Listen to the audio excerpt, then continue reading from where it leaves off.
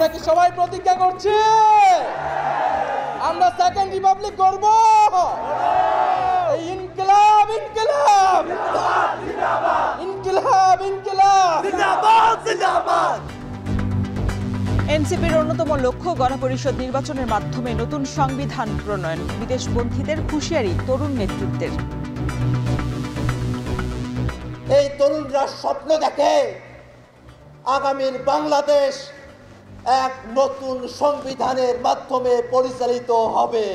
আমরা আজকের এই মঞ্চ থেকে শপথ করতে চাই যে বাংলাদেশকে আর কখনোই বিভাজিত করা যাবে না।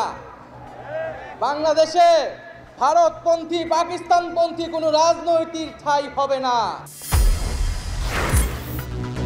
ভোলার গ্যাস গ্রিডে নিতে আপাতত সিএনজি এলএনজিতেই ভরসা। পাইপলাইনে বরিশাল হয়ে খুলনা ফেনীতে পাঠানোর চিন্তা।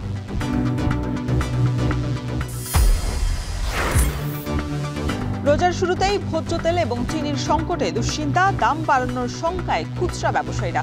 কঠোর নজরদারির তাগিদ।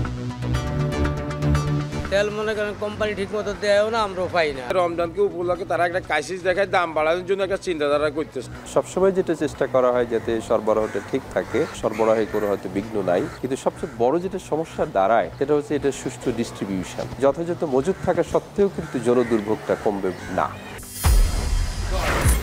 You're buried there. Your people are dying. You're running low on soldiers. Listen, you're running low on soldiers. এবং হোয়াইট হাউসে ট্রাম্প জেলেনস্কি বৈঠকে বাঘ বিতণ্ডা, উত্তেজনা। হয়নি খনিজ সম্পদের চুক্তি। যৌথ সংবাদ সম্মেলনও বাতিল।